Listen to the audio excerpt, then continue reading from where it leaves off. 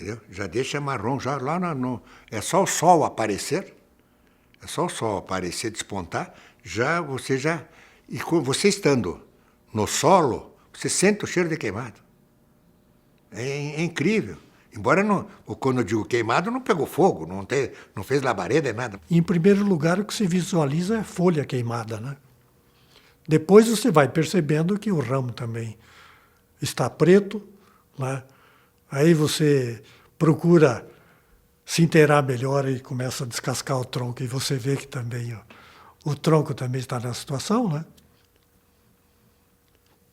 Logo depois da geada, houve, até eu estava junto, né? Porque apareceram primeiro em Londrina, equipe de jornalistas, né?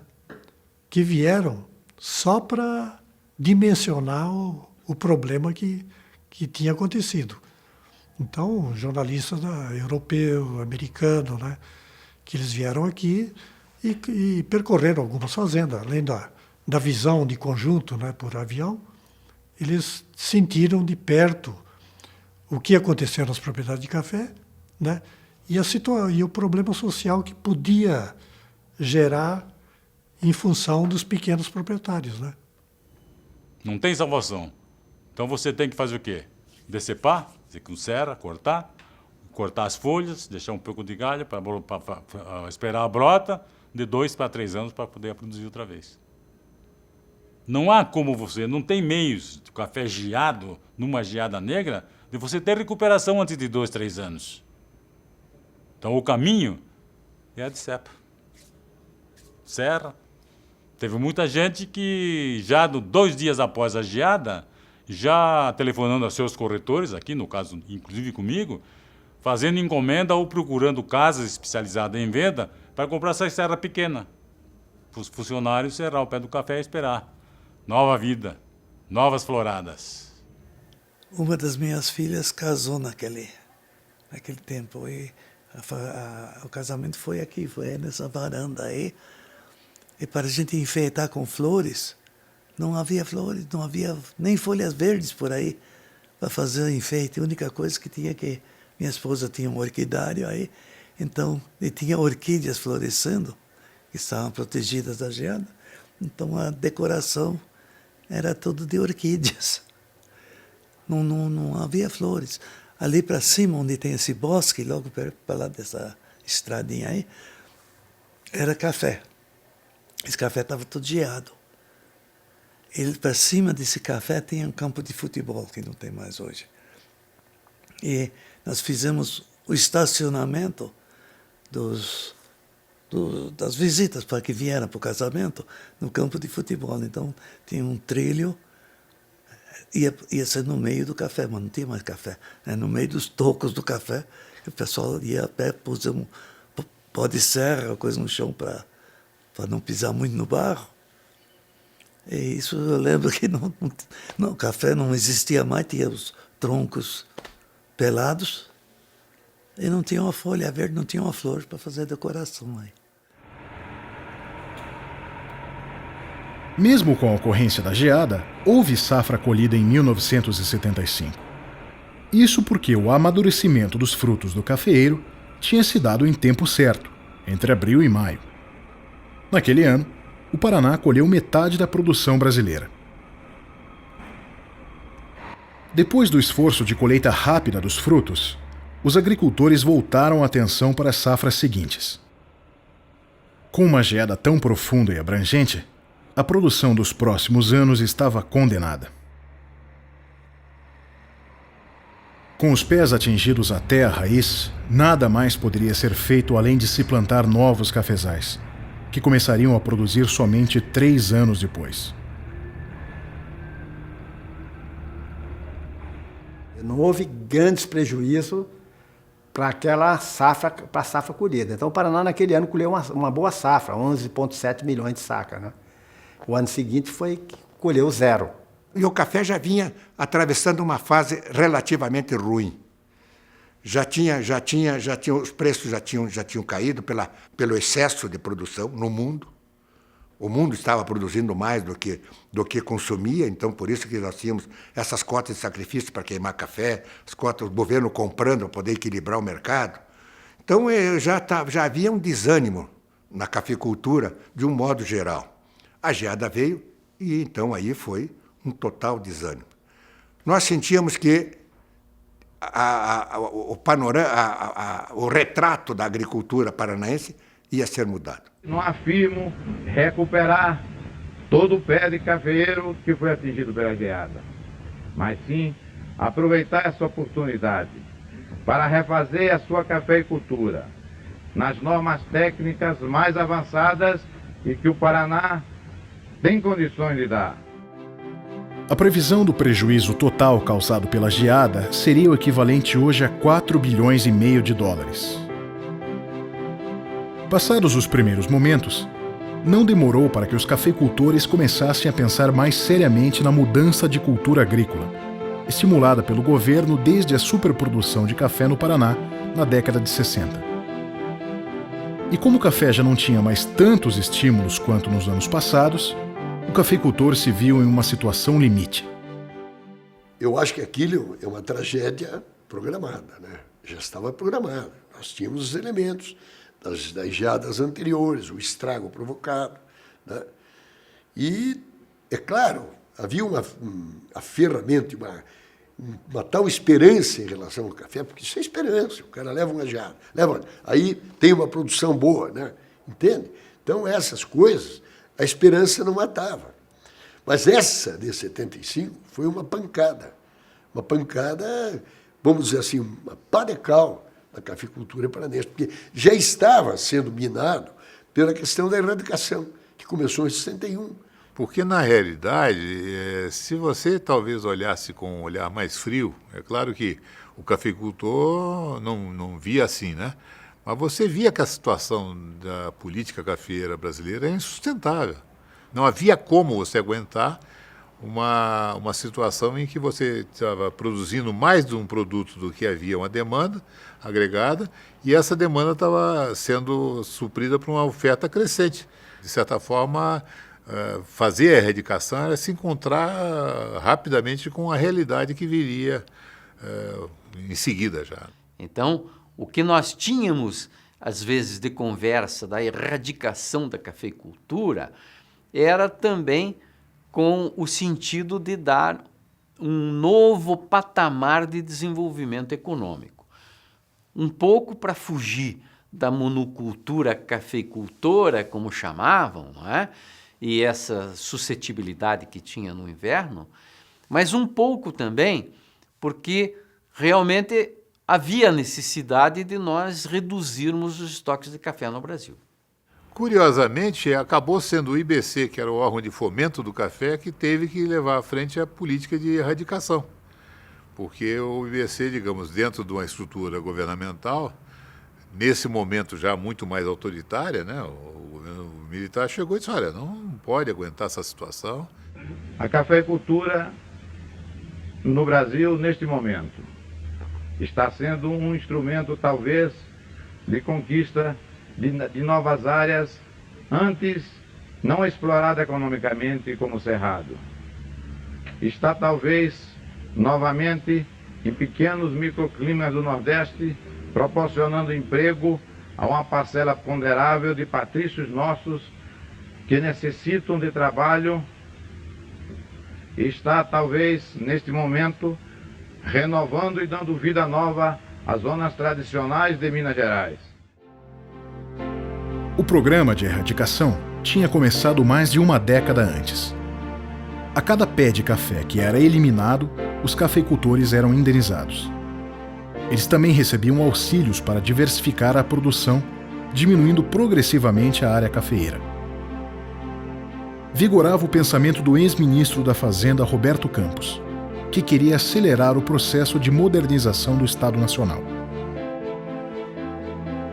Era preciso aumentar a produção de alimentos para as populações urbanas. Para atingir este objetivo, as culturas agrícolas mais adequadas seriam aquelas que precisavam de pouca mão de obra. Com isso, os trabalhadores também eram liberados para as cidades, que experimentavam algum crescimento industrial.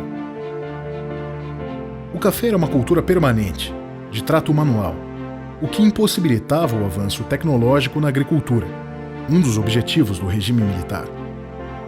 A cafeicultura, do modo como era conhecida, estava com seus dias contados. Os padrões tecnológicos da década de 50, 60 eram padrões realmente muito singelos. Nós não tínhamos essa modernidade de mecanização. Essa mecanização, ela começou a se ensaiar na década de 60, mas a explosão da mecanização veio na década de 70. Naquele momento, o governo do estado do Paraná, as forças sociais do Paraná, pensou um modelo de planejamento, de desenvolvimento para o estado, calcado em duas coisas. Uma era repensar o padrão de desenvolvimento da agricultura e outro seria pensar uma forma de você intensificar o processo de industrialização. Ao final de 74, quando já tinha decidido que o governador seria o governador Jaime Canet, estava em curso um projeto de modernização do estado do Paraná. Seria o governador Ney Braga, uma lei promulgada em novembro de 74, já concebia uma nova estrutura organizacional para o estado do Paraná, de modernização do estado do Paraná. Nessa época, a grande propriedade, quando ela viu a questão da mecanização, a possibilidade de mecanização, ela saiu do café. Então, as médias e grandes propriedades de café saíram para mecanizar e terminaram continuando na cafeicultura, aquela pequena propriedade que não tinha opção de mecanizar. Ou seja, pelo seu tamanho, não tinha escala para ter uma colheitadeira, para ter um plantio de soja e trigo, não é? Ou seja, pela sua topografia. O governo passa então a fomentar as culturas temporárias e a agroindústria. Eram incentivos com programas específicos de crédito para a compra de tratores, colheitadeiras, insumos, sementes e adubo. Medidas que facilitariam a mudança do café para plantações de algodão, soja, trigo e milho. Mas a decisão de arrancar o café para fazer outra tentativa de produção rural, principalmente porque café era um produto muito valorizado no mercado internacional, era uma operação de alto risco. Então, os produtores rurais, eles tinham uma dúvida e uma dificuldade de largar a cafeicultura, onde eles já tinham investido, para fazer outras coisas. Essa decisão, ela quase que foi compulsória com a grande geada de 75. A geada de 75 foi um divisor, porque como aniquilou a cafeicultura no norte do Paraná, quem já estava naquela de acho que vou tentar uma outra coisa, aproveitou a oportunidade para arrancar o café e passar para um outro tipo de lavoura. O agricultor era estimulado através de crédito, através de uma série de elementos, a plantar milho, a plantar soja, a criar gado, a criar outras coisas. Por quê? Porque eles queriam tirar o cara do café. Então essa era a razão dessa antipatia, por assim dizer. O que vai culminar em 75, quando veio a geada, que a geada daí foi um baque, né? A pessoa, de repente, aquilo que ainda os que tinham café descobriram que iam ficar 3, 4 anos sem renda. Com esse plantio de café, talvez numa área menor, mas dentro da boa técnica, aproveitando para mesmo erradicar aqueles cafeiros mais antigos e de baixa produtividade. O Paraná estará dentro de pouco tempo, produzindo talvez mais do que produzia antes da geada, e liberando terras para o plantio de outras culturas economicamente também válidas, trazendo ao agricultor a segurança da diversificação agrícola. A perspectiva de alguns anos sem safra, somada à paulatina redução dos preços e de incentivos do governo ao café, levava os agricultores a decidirem pela diversificação agrícola. Em meio à crise, o presidente do IBC, Camilo Calazans, jogou ainda mais lenha na fogueira. Disse aos jornais que a geada era uma prova de que havia sido um erro ter trazido o café para o Paraná. Após a geada de 1975, quase 30% da área ocupada pelo café no estado simplesmente deixa de existir.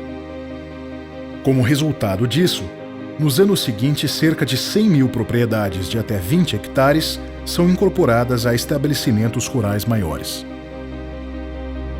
Mas essa diversificação agrícola para o algodão, soja, trigo e milho, que são culturas temporárias, representava um grande custo social. O café tinha fincado raízes profundas no desenvolvimento do Paraná. Tinha sido o principal fator de absorção de população ao longo de 4 décadas e o motor do desenvolvimento econômico do estado.